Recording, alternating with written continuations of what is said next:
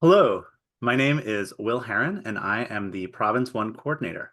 Welcome to this gathering of the Province One Becoming Beloved Community Network. This conversation picks up threads from our previous meeting on September 17th, 2023, and this meeting is being recorded and will be published on our YouTube channel. If you would not like your screen to appear, please turn off your video. And with that said, I'm happy to hand the conversation over to James McKim. James is the chair and Province One representative to the Executive Council Committee on Anti-Racism and Reconciliation, as well as the convener for the Becoming Beloved Community Network. James? Thank you, Will, and thanks to everyone who's here for taking a little bit of time out of your Sunday to be with us to do this challenging but very rewarding work around becoming beloved community. As is tradition, I would love to open us up with an opening prayer. So let us bow our heads. Heavenly Father, we come to you today in humility and faith. We thank you for all you have given us and the many blessings in our lives. We ask for your guidance and strength as we discuss how in our province we've become beloved community. Show us the way and fill us with courage and wisdom. Help us to remember your love and grace and to be faithful in our service to you. Give us the patience and understanding to face this challenge with grace. We ask these things in Jesus' name. Amen. Amen. So we, as Will said, we try to have the conversations in our meetings pick up on threads that are going on in the province and from what we have been discussing at our previous meetings. So to help with that, and to help becoming community, I'd love to just have everyone introduce themselves. Will has already introduced himself. Will, where are you? You didn't say where you are. Certainly. I am in the Diocese of Western Massachusetts. I am a parishioner at St. James and Andrew in Greenfield.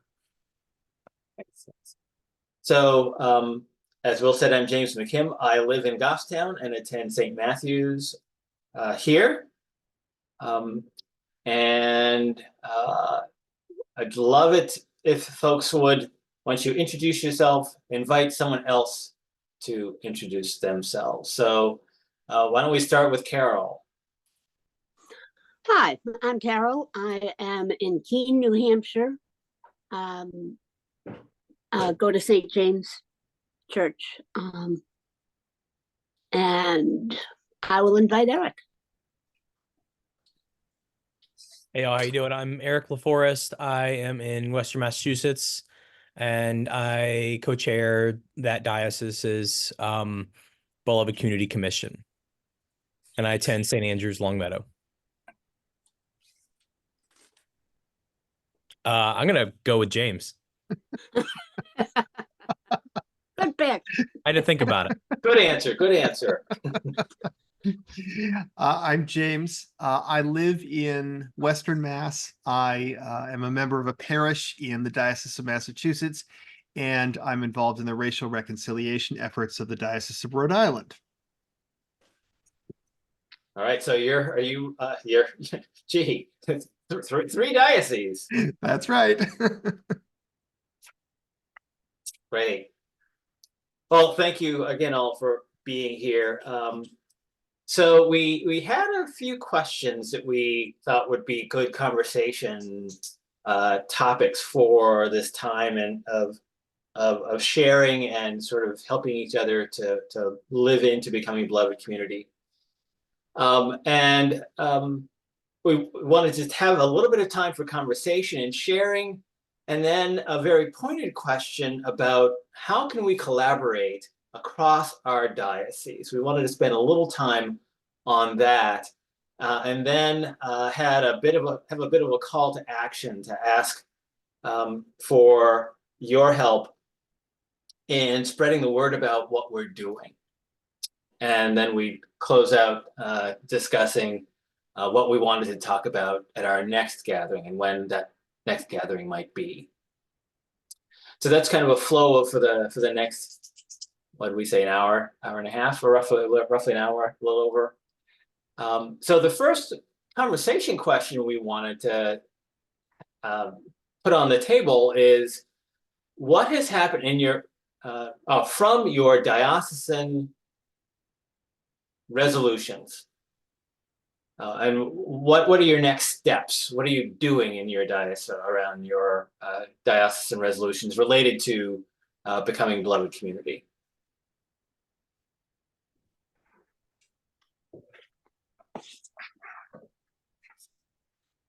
Anyone want to go? I can certainly share what's going on in New Hampshire, but since I'm running the meeting, I didn't want to be first. I'll go. I'm in Western Mass, and in October we passed the resolution at convention that gave us a year to do some work, and we're quite busy now figuring out who's going to do all that and how that fits with people's schedules and budgets and connections. And within the Beloved Community Commission, we have a little bit of a subgroup that we formed. We've chosen to use the language of atonement, not reparation, deliberately.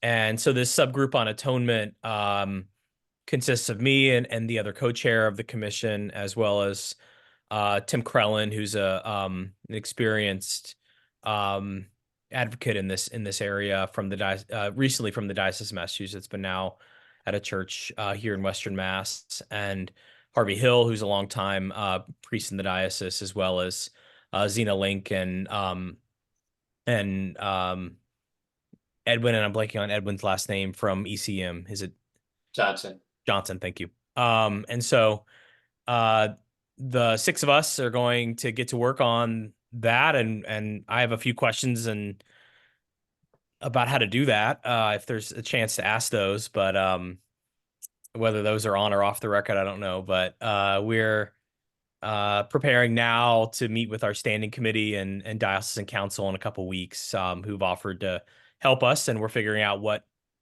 help we need. Good.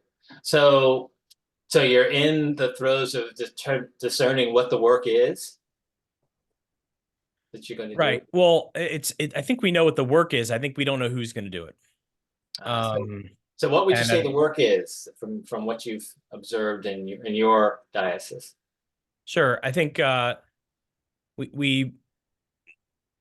a couple of things. I think the most pressing is how to build authentic relationships with impacted communities, and sort of plagiarizing there from Peter Jarrett Shell, whose book on reparations we've drawn on, and we're actually hosting him here in the diocese in March. It looks like there it is. And so he reiterates in that book that building relationships first makes everything else possible. And I see that, and I think that that's an area of real need for us. So we're figuring that out. And that's tough, because I think you can't really do that with an agenda. So and I think we have an agenda. So I don't know how that's going to go, but the other part of our work is historical, and we said we would report back to the convention in September with a report on the origins of our endowment, which originated in the Diocese of Massachusetts when the two dioceses split in about 120 years ago. And so we know a little bit about that. I think there's more to find out, but I think that historical research will take us to Boston a few times. Mm-hmm. So those are the two main areas I would say right now. Right. You said you had questions. I think this is as good a time as any to ask. Okay. I guess for those who are maybe James, you're further along. I don't know much about Rhode Island's process, but we're real. Our commission is all volunteer, and we've embarked on quite a lot of work, and so I'm finding that a lot of us are quite busy and exhausted. And yet we want to do this work, and it's hard to fit it in. I find that I am doing it. I have a full-time job as a history teacher, so I'm doing this at the end of my day or before my kids wake up on the weekend, and that's not really sustainable. And so first of all, I don't know whether y'all have contacts with any kind of historians for hire who do reports like the ones that we're interested in doing. Otherwise, I'll probably be doing it. And so I'm wondering if y'all know of anybody who has some experience writing or doing that archival research about endowments and funding and things like that.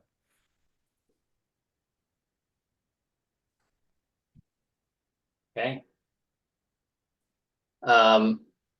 Interesting. So thoughts from others? I have some thoughts based on what we're doing, but I mean, I would say right off the bat, if you have a little bit of money, certainly there are historians with experience with archival research on these topics and who know New England and this kind of history who you could turn to for sure. I imagine budget for that sort of thing is really the challenge, right? yeah, have you all identified a budget for this work? Was there a budget part of the resolution? We're being recorded on YouTube, so I'll just say vaguely that yes, there will be money made available, but it wasn't written into the resolution or hasn't been established. So I don't know how many zeros that entails, but it won't be many.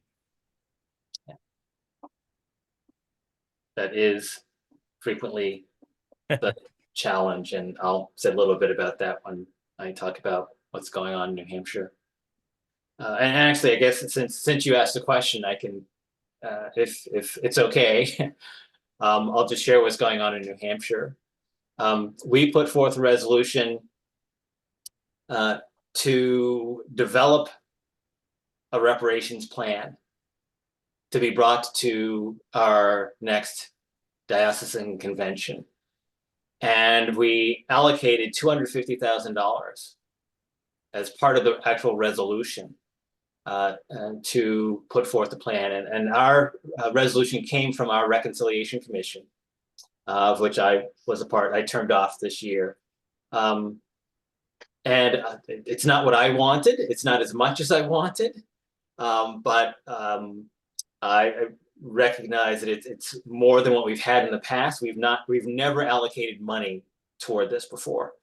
And I think we're taking a cue from many other dioceses, Long Island, Massachusetts, Atlanta, others who have allocated and have larger sums of money than we have to allocate. We're such a small state, small diocese, we don't exactly have a lot of money.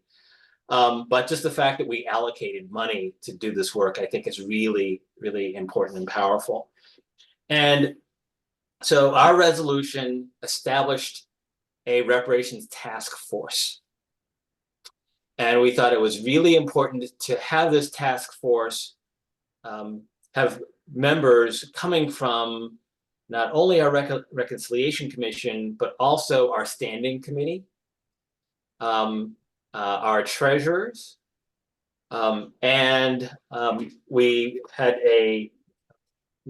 wanted to have a youth membership, so we have a youth member who's on our task force. We have co-chairs. I co-chair along with Betty Lane, who has really been doing a great job of leading our sacred ground circles. Good ground. Across the state and now working across Maine and New Hampshire, having sacred ground groups going through as cohorts. So with this task force, we also recognized what you're running into, Eric, there really needs to be someone who's going to be paying attention to this day in and day out, because we're all volunteers of the church. We just don't have the time. So we are hiring a program coordinator to really do that administrative and legwork that needs to be done to help us to identify what we're going to put into this plan for going forward. So we've had our first meeting of our task force. We're interviewing 2 people for our program coordinator role, interviewing them this week, actually. And I'm really encouraged by the 2 folks we have. I think they're going to really help us out a lot to convene these meetings. And we're starting off with saying we want to be at that first pillar of beloved community, telling the story. So we're explicitly saying we want to actually, in this first year, have some stories recorded from across the diocese about the challenges, about the history, and about what we might do as a diocese. In past years, we've actually worked with the New Hampshire Black Heritage Trail to do a little history digging across the state, across the diocese, to learn a bit more about the history of people of color here. We're also working with Denise and Paul Pulio, who are the chief spokespeople for the Abenaki tribe of the Pennacook Native Americans here in the diocese. So bringing them along into the picture as well. And one of the things we're grappling with is how broad is this reparations push? And when I say broad, I mean, is it just African Americans, or is it African Americans and Native Americans?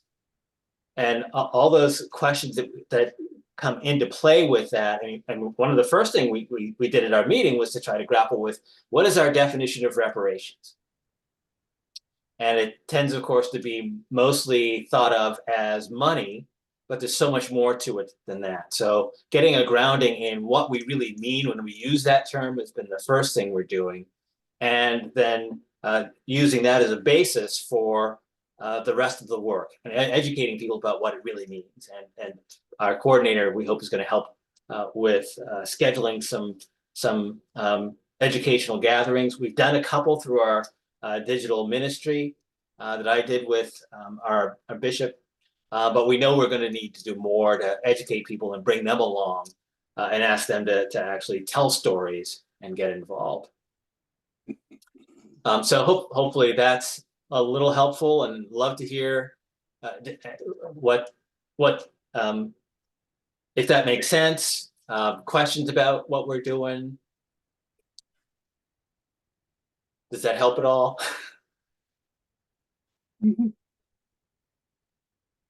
James, I'm curious, just sort of hearing a little bit from Eric's question, and then sort of your talk about hiring a program coordinator. Is the program coordinator sort of specifically more administrative? Will the program coordinator be doing some of the history work? Like, I'm just we think it's going to be mostly administrative, but we may. It depends on who we get. Definitely. Right. And one person we have has more of a financial accounting and administrative bent. The other person is an ordained person, and I think may have done a little bit more along these lines, which is why she's interested in this work. So we're sussing that out, as they say, as we go along. Right. James, am I right to ask if you're of the DeWolf Perry? Are you familiar? I saw an old documentary back in the day, the younger version of you. Is that right? Yes, that's me. Yeah, I taught with that for like 5 or 6 years at my prep school. So, oh, excellent. And I'm wondering if through that work you've come across, and you alluded to some people, and maybe you don't want to name their names now, but I could share my email with you, and I'm curious to know who kind of is out in the circuit looking for this kind of work. And because I'm in conversation with our bishop about, how are we going to do it? And if it's me, great, it'll happen in the summer and it'll be okay. But if there's someone else who's kind of hung their shingle out there, who's got, could do it more quickly, and knows diocesan archives and all that, that'd be good to know. Yes, no, we definitely have folk involved in the project who've done that sort of work. Yeah, for those of you who don't know, yeah, so I'm James DeWolf Perry, and James DeWolf was the nation's leading slave trader. And we created a PBS documentary, Traces of the Trade, about that experience, and branched off from that into doing a lot of nonprofit work around all of this. Yes, I think someone who specializes in Episcopal Church archives would be perfect, but you also ideally want someone who has some familiarity with the history of slavery and race in New England, because that's a Different ballgame.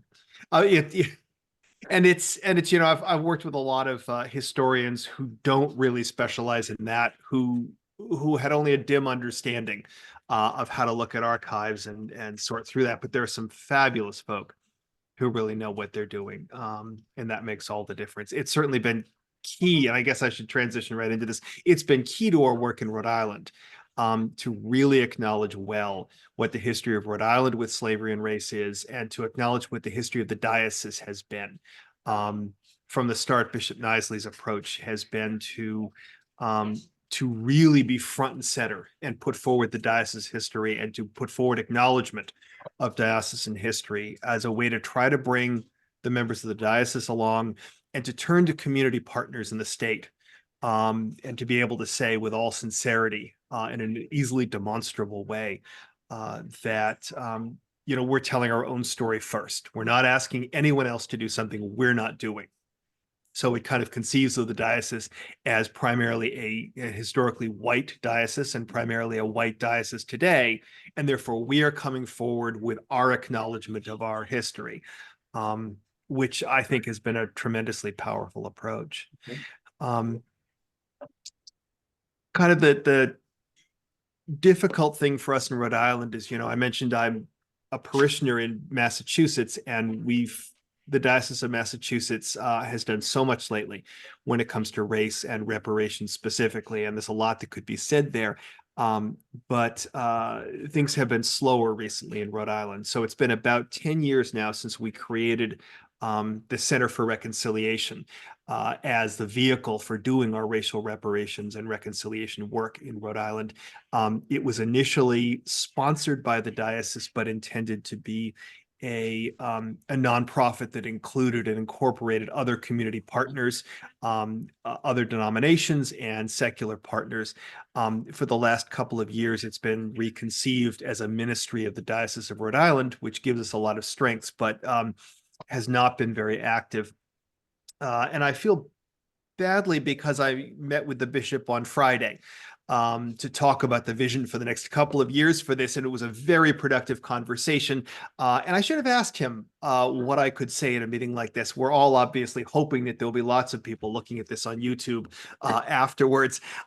We may be optimistic, but that's certainly, I'm sure, what we're all hoping for. And so I do want to be careful about what I share, but I can certainly say that the bishop has a good vision for the coming years and moving us forward. And he's really looking to center that around educating the members of the diocese and doing our own internal work before we step out in partnership elsewhere. And really looking at the model of places like Maryland, where Bishop Sutton took a number of years to gradually build to the point of talking about reparations, and making sure that as many parishioners in the diocese as possible could be on board with that.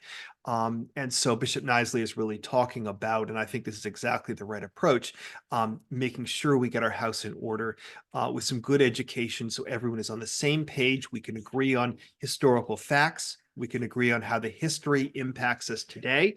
And whatever differences of opinion we have about values or interpretation can take place within that framework. So we have a common framework, and then can have good, productive conversations and figure out what to do from there. It's a slow process, but I think it's an important one.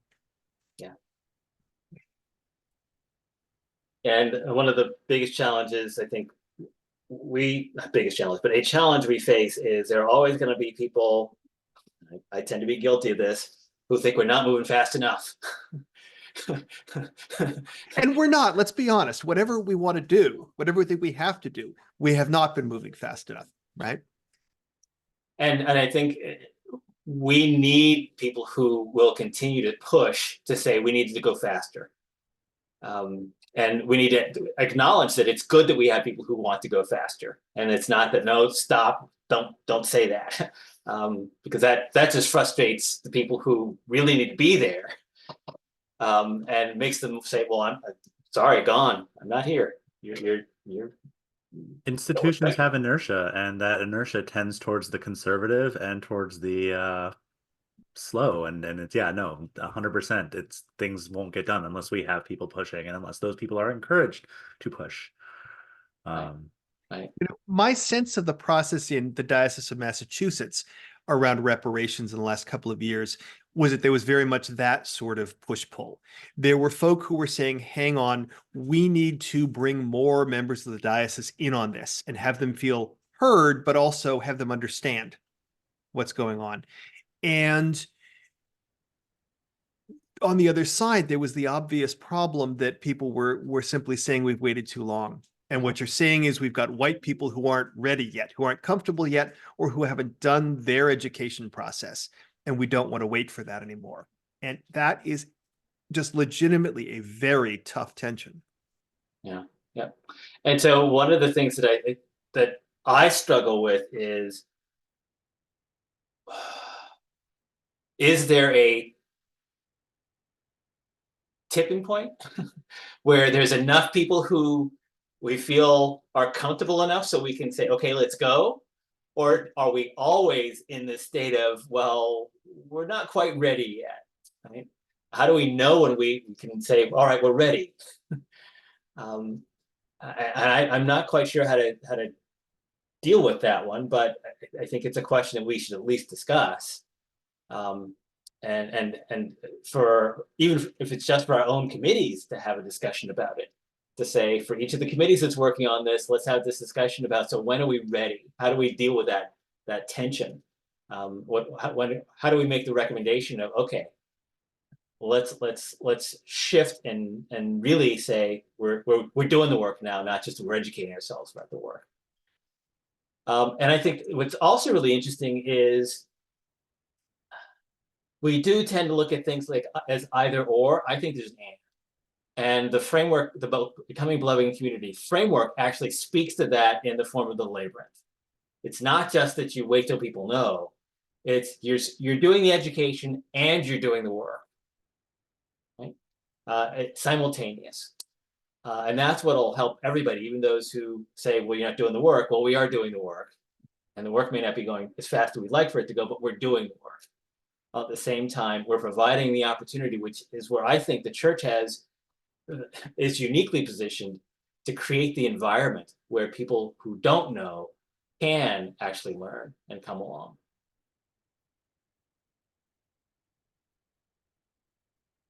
So Carol, you've been quiet. I know you're here in New Hampshire, but you're on the other side of the diocese.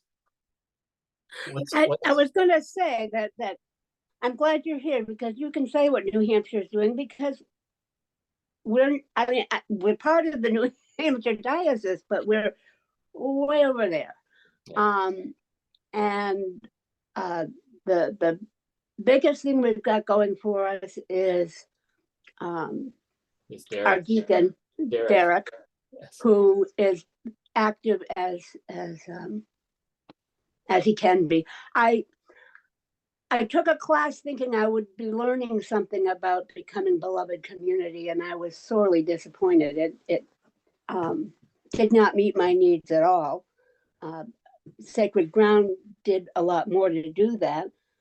The person in our church who'd been most active at leading Sacred Ground suddenly and unexpectedly passed away.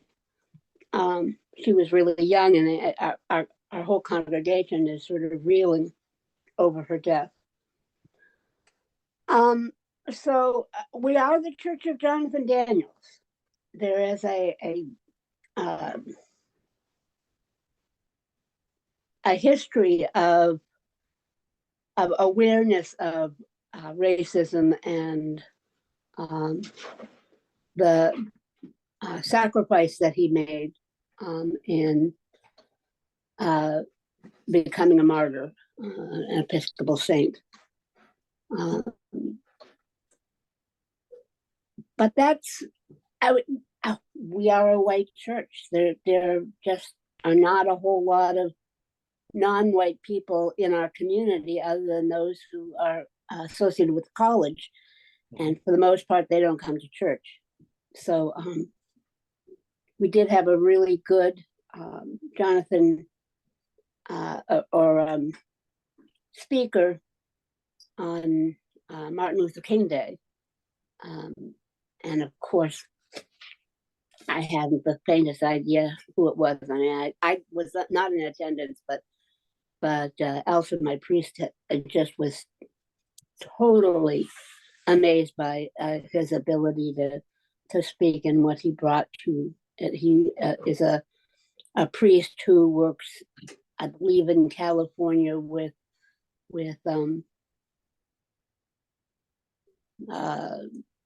gangs, kids who are in gangs or kids who are ex-gangs, and bringing them to Christ. It sounded like it was an amazing presentation. But who knows if we'll ever be ready? I mean, it is the most frustrating.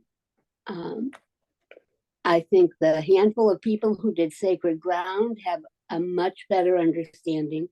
I've been involved in the book group that the diocese has been doing, or the province has been doing, on Aboriginal people and the Indigenous people in New England, and have just learned again about that. That's it.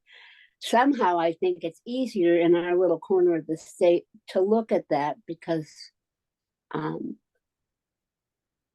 we know we pushed them out, and they're just, although over on the seacoast there certainly was a lot of history of slavery, it didn't reach as far as the Connecticut River Valley, which was a ripe area for Indigenous people to live. The Abenaki and the Wabanaki dwelled in this area. In fact, we recently had I guess it was maybe 5 years ago now, but the Tennant Swamp area shows that there were Indigenous people in this area 5,000 years ago, which, just completely blows me out of the water. But in terms of specific things, I haven't even begun. I mean, I trying to kick the can down the road to get somebody to notice that we have issues. And yes, there are people who have talked about doing a land appropriation, a statement about whose land our church is on. Land acknowledgement. Thank you. A land acknowledgement statement. It just, there isn't enough impetus yet, and I would like to figure out how to do that. I know that Derek will be a great asset. Yeah. But and we'll work toward that with the new task force. Actually, we're really looking to see how we can help various parishes to first of all to tell the stories, to investigate the history, and part of that is telling the stories, and that will help to serve as a motivator for folks. You have to have the motivation, and then you have to have the capability, and then you have to have the prompt, the call to action. So we're going to be working on all three of those. Great. Bobby, I'm here. great. So Bobby, I see you're joining us, and sorry you're a little late. We've just been going around and sharing with each diocese what's been going on since our each diocese has had a diocesan convention and resolutions passed around becoming beloved community. We're kind of wrapping up our first question of conversation, and I wanted to move a little bit into our next topic, and I think we'll spend maybe 5 minutes on this one before we move on to the next topic. But I wanted to just touch on a little bit, how can we connect our work in our diocese with that of the overall General Convention resolutions that have been passed? We've had a number of them that have been passed over the years, and we sent out the document that includes those resolutions listed. And we just wanted to spend a little bit of time asking, what are your thoughts on how we make sure we connect with those General Convention resolutions, as we are part of the greater church?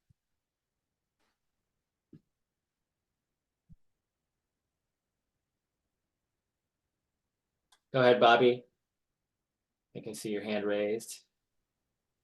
I was a delegate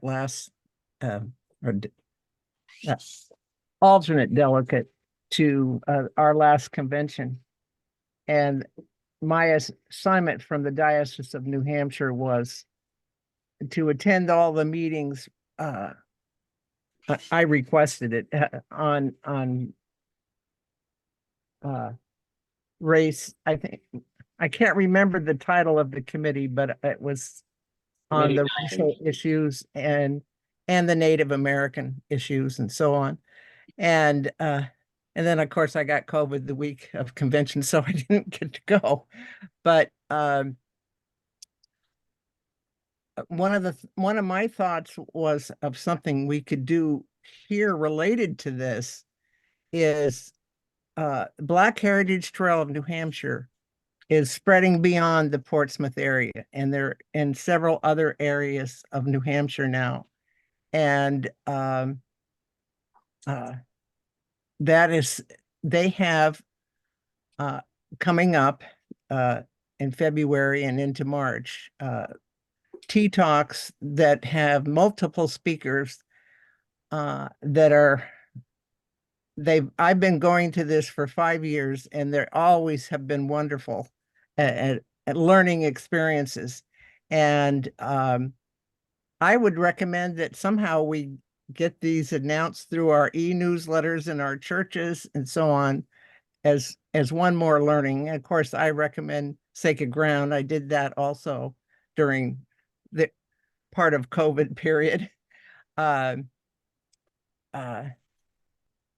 think that those learning experiences, and Sacred Ground covers our Black racial issues. It covers Native Americans. It covers the Chinese and all of the various Hispanic areas.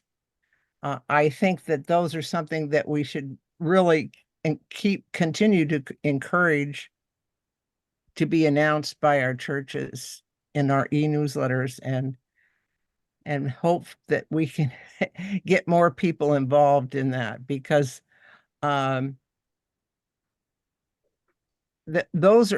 that's a good first step for a lot of people who haven't had exposure that I think Carol was talking about when I first joined. Great. Yep. Thank you. That's an interesting suggestion, and I wrote it down, and I'll take it back to Alana and folks at D House. Other thoughts on how we can connect our work to the General Convention resolutions that have been passed around racial reconciliation?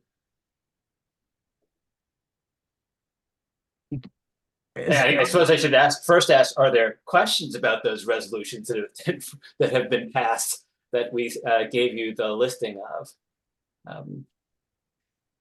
Isn't one of them related to doing research related to schools that Native Americans were sent to? One was, yes. Do we have any in our province? No, we don't. We don't, Well, but I should say province. We don't have any in our diocese. I don't know about the province. There may have been some in the province.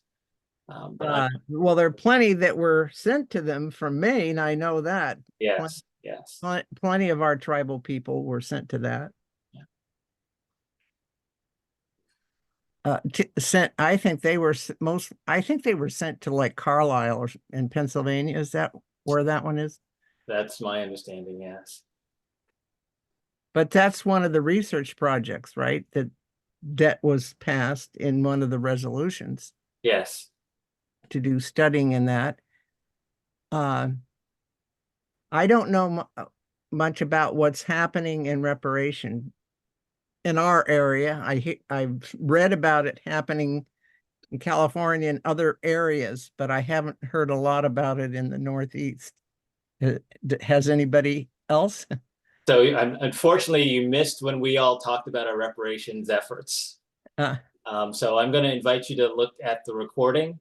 Okay. This, yeah. And I'll give you an update on what's going on in New Hampshire and Western Mass and a little bit in Rhode Island that James reported on. So I'm also just looking at our time here and just thinking, any other thoughts about how we connect the work that we're doing in our diocese with the General Convention resolutions? Are there any ideas of how we might spread the word and educate people about do people even know about our General Convention resolutions? Maybe that's a place to start. I mean, one I'm aware of only because it touches on sort of other polity pieces is the requirement for training for deputies, anti-racism and reconciliation trainings. And so that's a sort of for General Convention deputies and other leaders. But I think, where the reporting mechanism hits the road, unfortunately, is just with the deputies at the moment. Right. I just got an email from Kelly. I had written to her and saying I didn't get an email about that requirement, and I told her about the fact that I'd done Sacred Ground and I'd gone to all of the Tea Talks and most of the other programs that the Black Heritage Trail of New Hampshire offers over the last 5 years, and she said she thought that would serve as my requirement, because I asked her if there were any other specific courses, and she didn't mention them. Are there specific courses? Yeah, so this is where maybe we need to do a little more education. We have done this over the years, and people have gone in and out of doing this work. At the 2018 convention, the committee that I chair, the Executive Council Committee on Anti-Racism and Racial Reconciliation, put forth a resolution that supported the church, the full church, adopting a framework for training that we created. And that framework identifies the information that we expect everyone to know in the church about racial reconciliation in order to do this work. There's a historical piece in this framework, there is a didactic piece in this framework, and there's an activities piece in this framework. And we also created a rubric that identifies different levels of knowledge about the topic. And we wanted everyone to at least be at the basic level of knowledge. And there's a level of that level of competency about the knowledge. There's another level of mastery above that we would love for people who are actually teaching about racial reconciliation to have.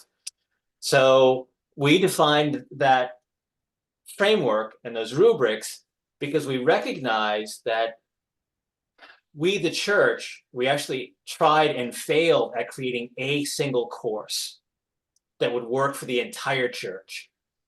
There is no one single course that will work for the entire church because we have to actually teach people based on their region and who they are. So what works in Atlanta, for example, there is the Epsilon Jones Center, and they have a one-day training that's good, but it's focused on African Americans and it's focused on the Southeast.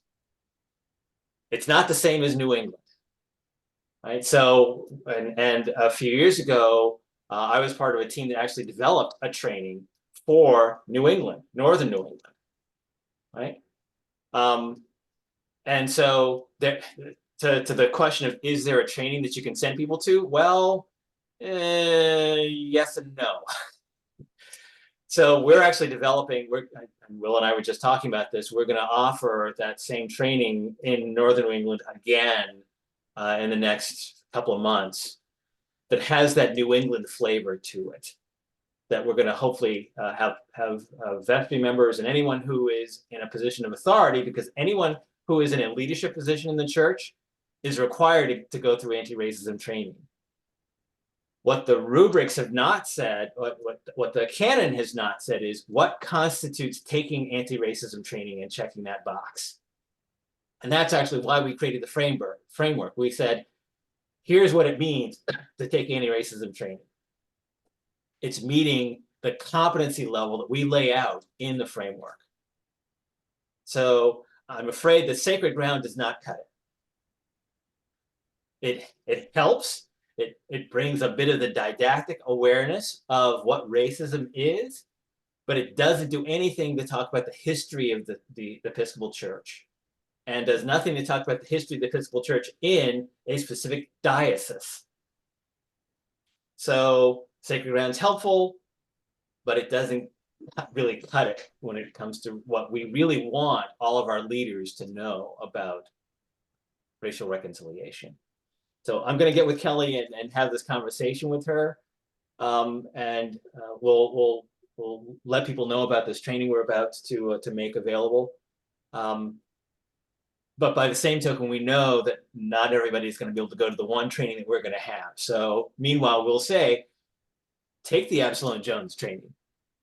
Great, at least you get something. That's better than nothing. Do you have a definition of what church leaders you are expecting to be able to obtain this level of understanding? Competency. Anyone who is holding a leadership position in the church. So that's vestry, that's diocesan staff, that's church staff, administrators, committee chairs and leaders. Okay, so there is a definition of who those people are. I mean, I'd like to be able to say to my church, all of these people are the ones who need this training. Like I said, I took a class thinking that I would get something, and I got less than I got from Sacred Ground. I was so disappointed. And I don't mean to be negative about anybody, but I did hear other people saying, well, we're not going to get any credit. They're not going to grade us on this. So it doesn't really matter if we do the work or not. And it's like, no, I mean, I wasn't there to get any gold star in my agenda, on my resume. I was there because I wanted to learn how to do this. And I didn't get that. So I don't believe that there is anything written down that lists all of the different roles that need to go through this. And I think that would be challenging, because each diocese has its own set of roles and titles. I mean, there are some that are canonically required, but there are others that are made up in the diocese. So I don't think, I've not seen, and my time in doing this church-wide, I've not seen a list anywhere. And that's why we said leaders. And leader is vestry, leader is diocesan staff, leader is parish staff. But is the expectation every vestry member? Is it? Yes, every vestry member is a leader. Okay, then I think it needs to be that specific. Okay. I mean, to me, it should be as specific as the list for Safe Church. Safe Church says who needs to have that training. And I think the need for people having a raised awareness of this issue needs to be concrete in terms of who is going to learn it and how that's going to be transmitted. Because I think there's just a lot of ignorance.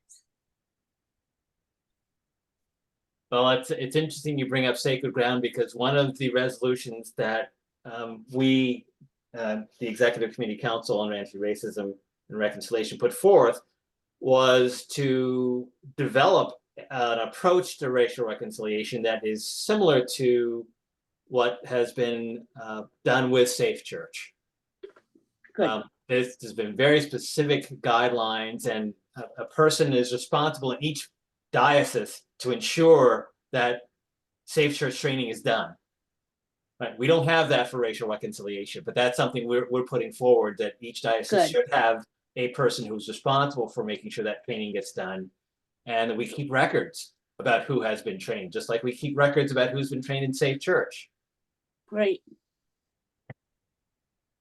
And when you say leadership, if you're not any of those things you mentioned, but you're a deputy convention of your diocese, is that? Yes, deputies are, and so there's another one that we've said.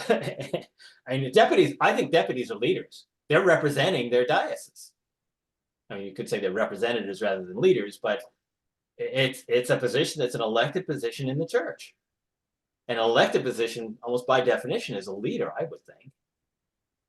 Now, maybe not everybody sees it that way, but I think you're making a great point about we do need to be specific. Yeah. Because there probably is confusion. And will it be available by Zoom? I mean, obviously, we're a wide territory. I don't drive anymore. I'm in my 80s. So Zoom is a lot easier. So this is something Will and I were talking about. Yeah. And for the reason that you just stated, I lean toward making it Zoom, a Zoom training. But I'm curious, James, what's going on in Rhode Island and the center? And center's had some experience with this too, right?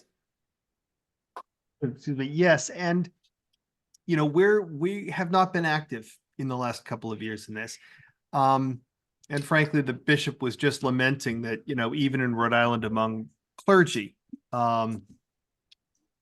training is minimal and not necessarily terribly well received, right? And frankly, my experience in the Diocese of Massachusetts is similar. I really wish we could see consistent clergy training. I really wish we could see anti-racism training for vestry members and so on. It would be a wonderful thing. And I think it would dovetail perfectly with where we're trying to go with the rest of this project. But it doesn't seem to exist. The Center for Reconciliation several years ago was offering trainings and was working on expanding those offerings. We had talked about were there other dioceses in the province that would like them and so forth.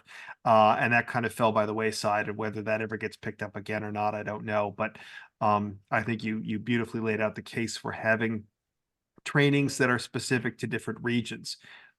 Precisely because the issues are so very different in different parts of the country. And that means we need a number of dioceses or centers to step up and take the lead in developing those. Good. All right, so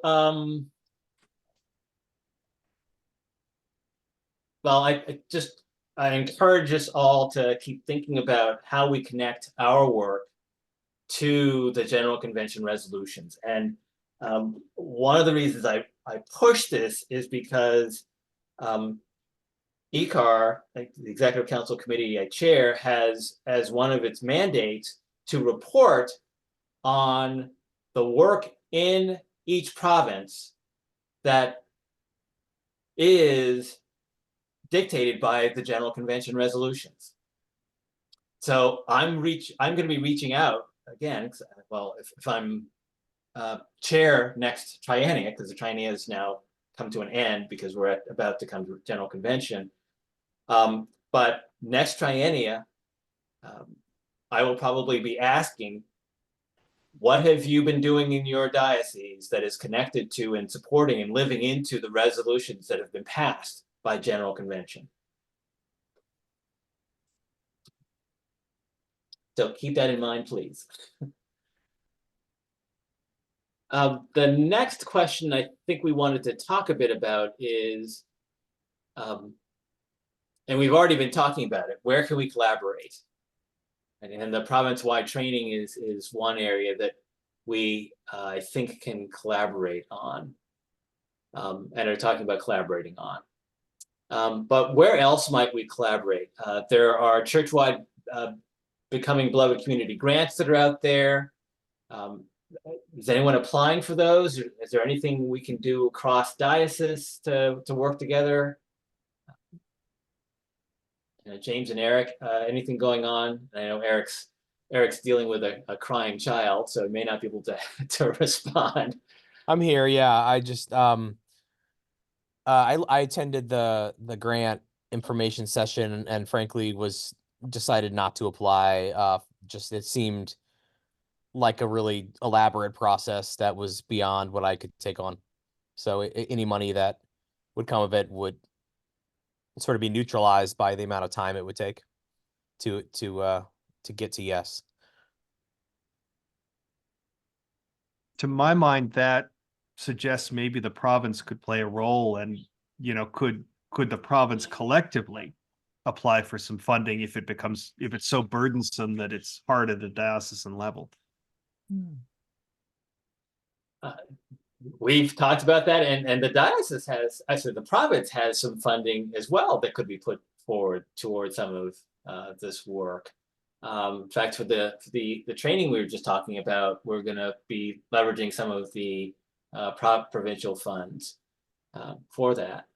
But I'm just thinking, Eric, you mentioned that the process was too elaborate. I think certainly we could give help with that. And that funding could go to hiring someone to do the work that you've been talking about doing. And so I'd love to think a bit about how can we get you help to apply for those funds, because other dioceses are applying and getting those grants. And I think the province could support this. I think provinces are eligible to apply for these grants, so that a provincial application might be sort of make sense for some of the work. And also, I think part of my administrative role as the lay staff person for the diocese could be to support grant writing. I think especially since I don't currently, the province has less and less role in sort of the reading of church-wide grants than it used to. I think I can 100% put sort of some of our effort towards supporting both diocesan and provincial grant applications, especially from dioceses where sort of the capacity to write grants is lower than others. Are we all from the same diocese here or not? No. So obviously Carol and I are from New Hampshire. James has got 3 diocese hats on, mostly with Rhode Island, and Eric's Western Massachusetts. All right. I'm New Hampshire, but I live in Maine, and I'm a former Maine legislator and very interested in supporting the tribes and writing letters to the committees and so on. We're trying very hard to get sovereignty for our tribes, which most other tribes in the whole country have, but our state wants to keep them as a municipality, essentially equivalent of, and as opposed to giving them actual full tribal sovereignty. Right. Any other thoughts about how we might collaborate across dioceses?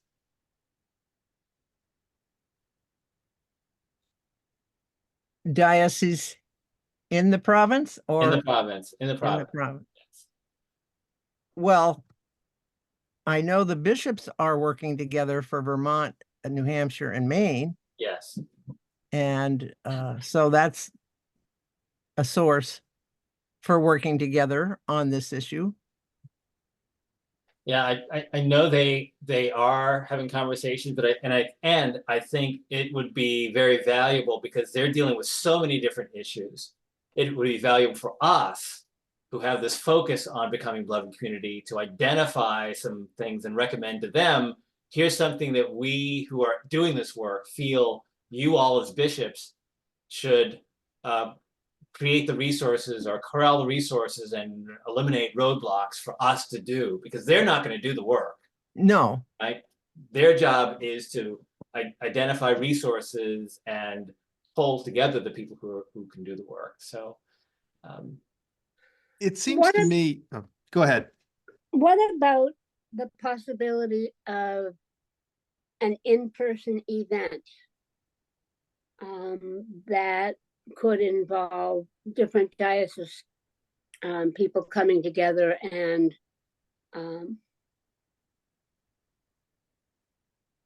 just working together?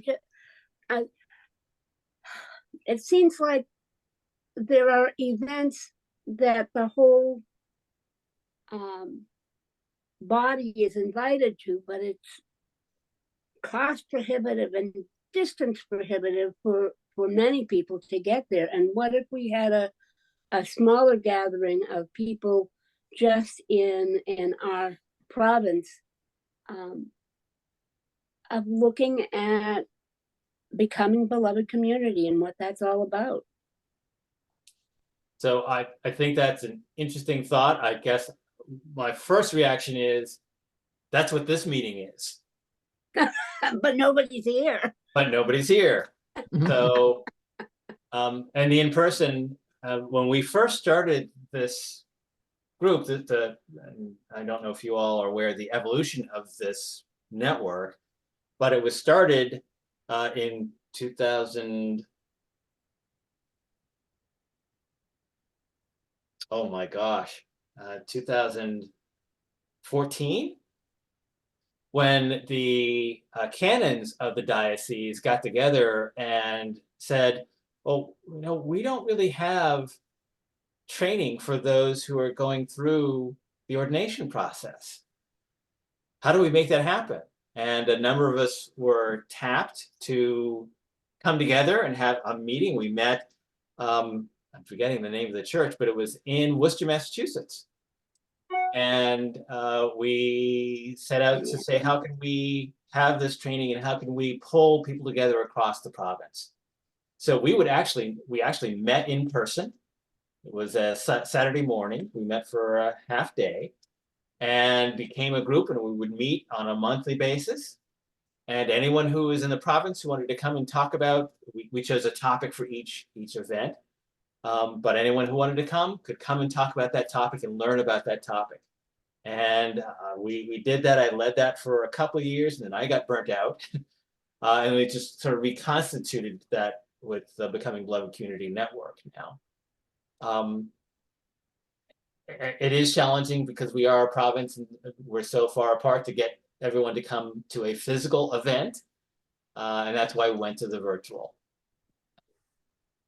And I can speak a little bit to sort of in-person provincial gatherings at the moment, which is that we've kind of been doing everything virtually since the pandemic started, and the executive committee of the province has expressed an interest in sort of moving back towards having a mix of sort of province-wide events that are both in person and online. So sort of, we our sort of synod, our provincial conference meetings where we sort of do our governance have been online for the past several years. And we're, I think, tentatively hoping, and sort of I'm a few projects away from being able to devote energy towards it, but I'm hoping to hold a sort of in-person provincial convocation of some sort in the sort of second half of the year.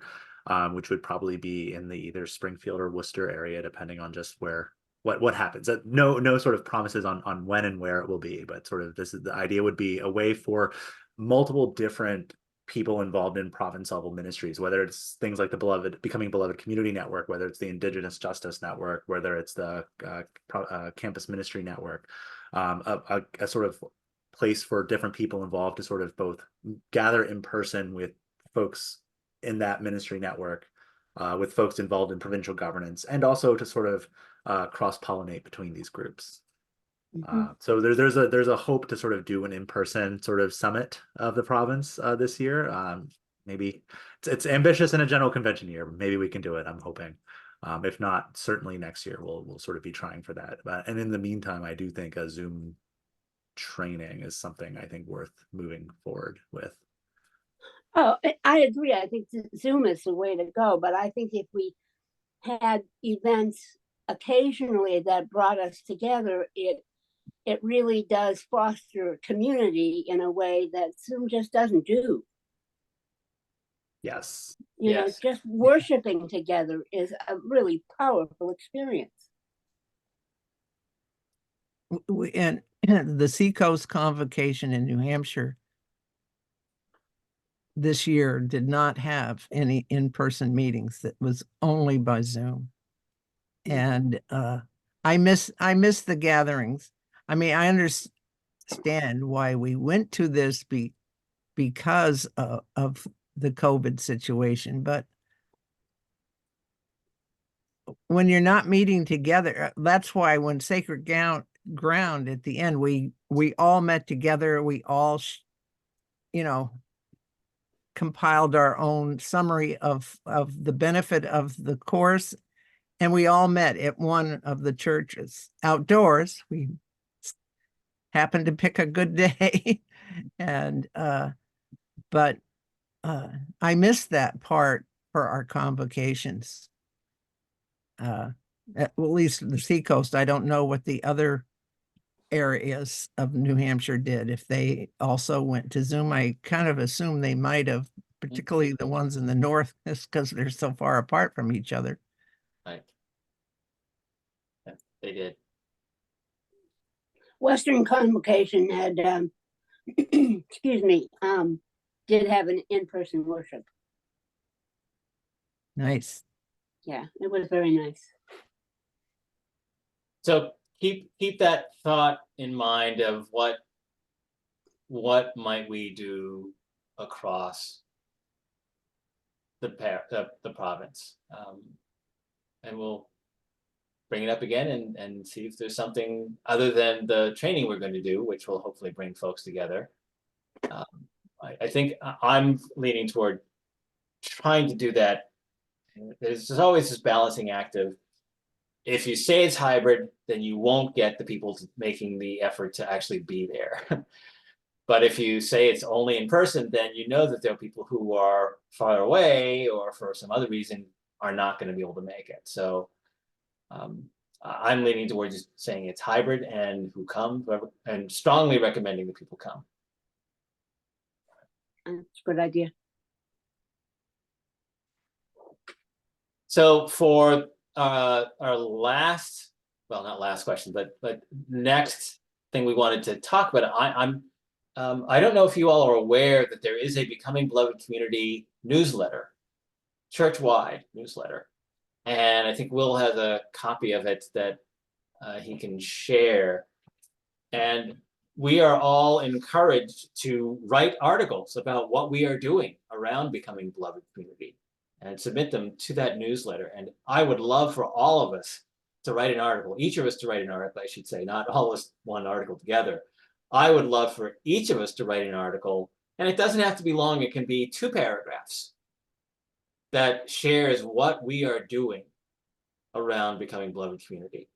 And if you look at the newsletter, you'll see some really interesting things happening across the greater church that might be of interest to look at, or interest to contact the people who are doing that work and maybe gaining some insights from them. So this particular article think that, let's see, was this the one oh, the Oh Christmas Isn't Just a Day? Is that's one you're looking at if you clicked on the link that Will put into the chat by the Reverend Miguel Bustos, who is the missioner, the church's missioner for racial reconciliation. He's on the presiding bishop's staff. And he just wrote this one article that's about Christmas season. That's at the top there. And you can see other articles there as well. Monthly Gathering of Racial Justice Leaders, Along the Southern Border by Mike Walkins, Becoming Beloved Community Sessions,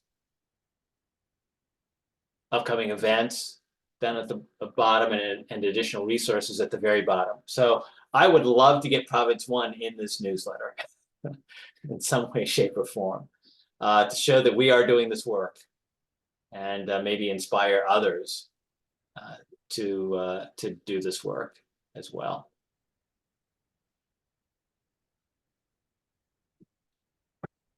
So anyone have a thought about an article? And we'll just put in the most recent newsletter.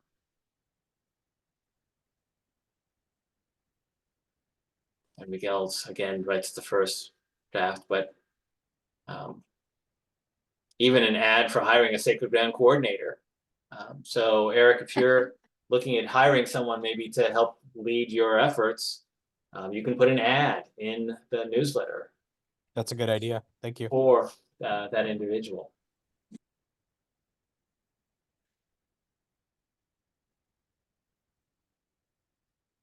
The revival in Louisville, notes on Sacred Ground, offerings across the church, and upcoming events across the church.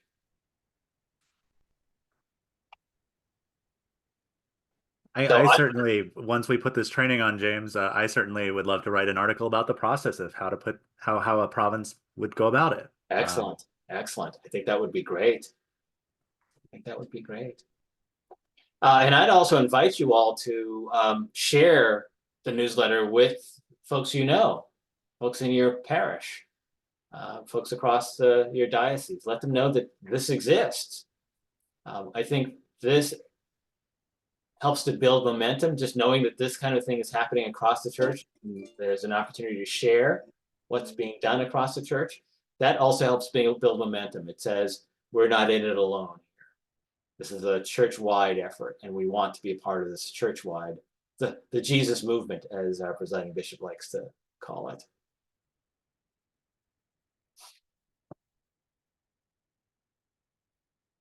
Anybody have any ideas for articles you might want to write?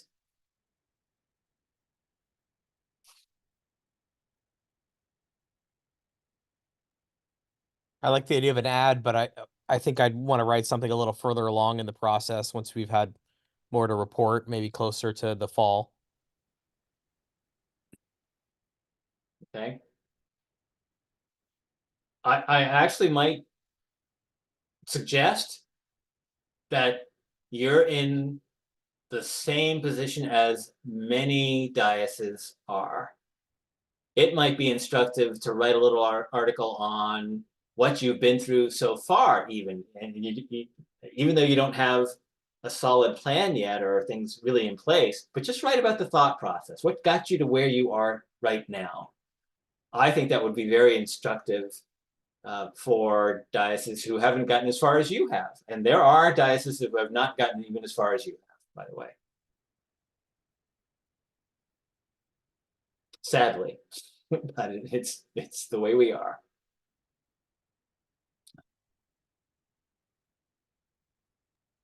I'll give it some thought. I think time is where I'm feeling the most pressure, to be honest with you. And it's sort of that conundrum of doing the work or talking about doing the work that's hard. Right. And but thank you for planting the seed. Yeah, and you don't have to be the one to write it, by the way. Right. And this may be an ask of someone else that gets them involved in the work.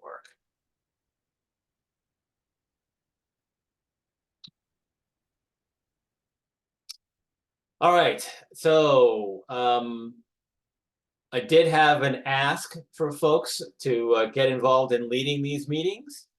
I'd love for you all to help run the meetings, or for folks you know who are interested in the work, ask them if they would be interested in helping to run these network meetings and help continue this cross diocese collaboration.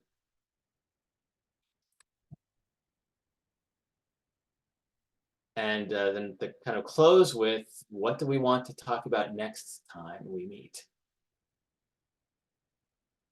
Are there specific questions that we want to try to tackle? Getting updates as to where dioceses are is always on the agenda, but any other questions you think we should be discussing when we meet next?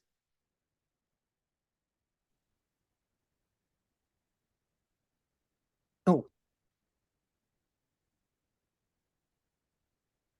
I can share that, as always, the Province One grants are available to 2 or more Episcopalians or Episcopalians in 2 or more dioceses in Province One who are engaged in ministry together. That counts as a ministry network.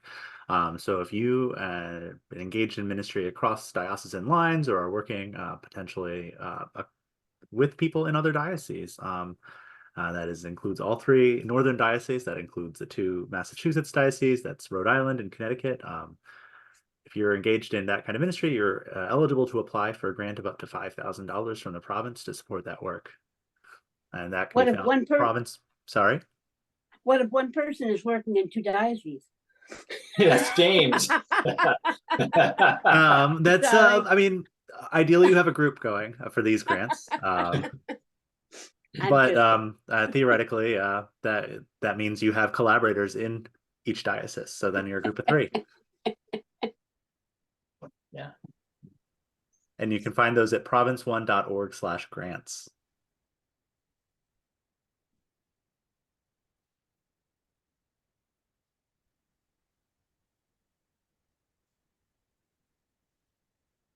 And if you don't have any other different topics, should we just the same questions we've had today, with just asking those questions and being kind of open to where folks are? And with that, should we just have those as the top questions, or do we choose a topic? I think that having the questions, now I know what I'm going to try to go out and look for. I mean, this being my first meeting, I really had no idea, but I've got some thoughts. Right. Good. I think both the continuing with the question, I think this is a great year to continue on the theme of General Convention. And I think a really generative ongoing conversation of this iteration of the network has really been reparations in the diocese. So I think we can keep talking about both of them next time and have good conversation. And potentially all of us, me foremost perhaps, can do a call to action of making sure to invite folks and bring more people into these meetings. and when might we see an update about the training? You will probably see an update on the training in the next week or so, as Will and I Wow, put okay. together. And of course, that doesn't mean that folks can't attend the existing Absalom Jones trainings. They're available. They're through Zoom. They're valuable to take.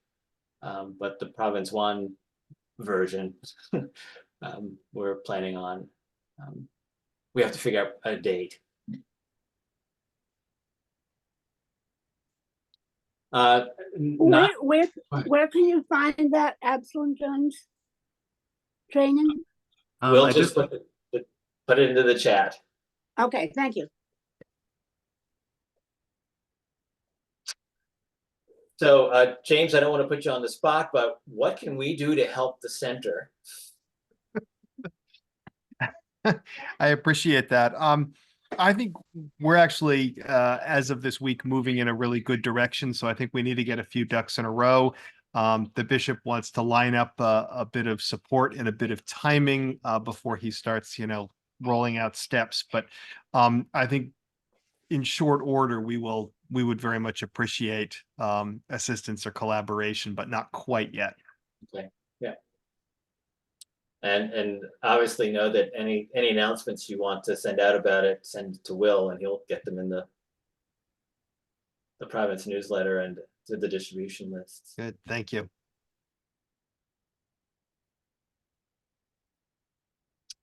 All right, any last questions folks want to have a roundabout on before we close out with a closing prayer?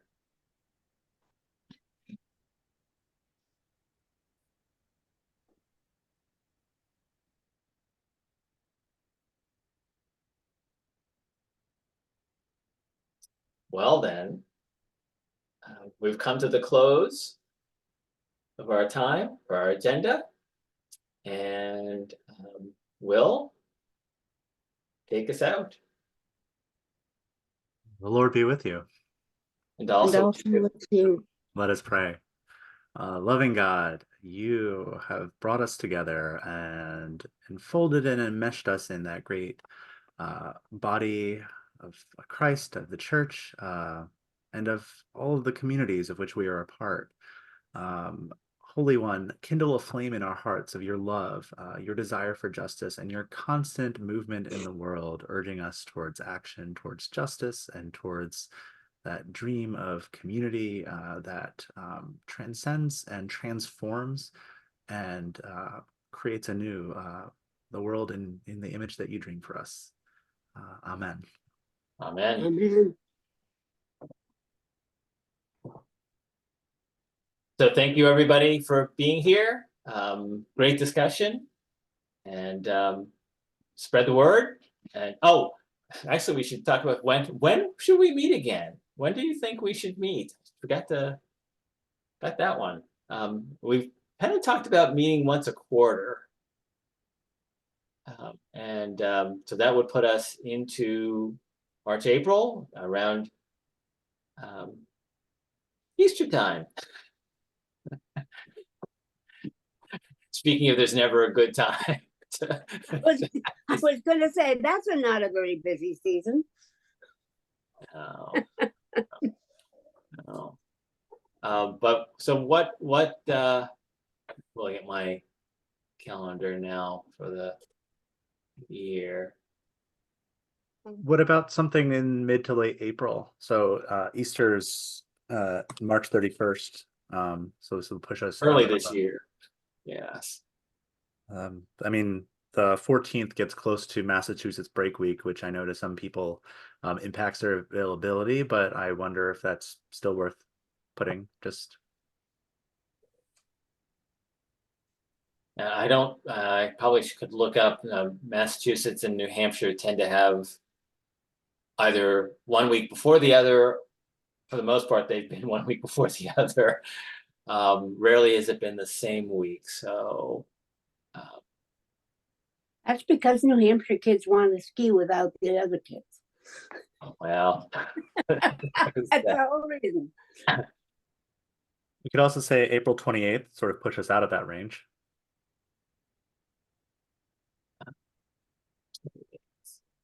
That might be problematic for me. I may be on a plane at this time. Ooh.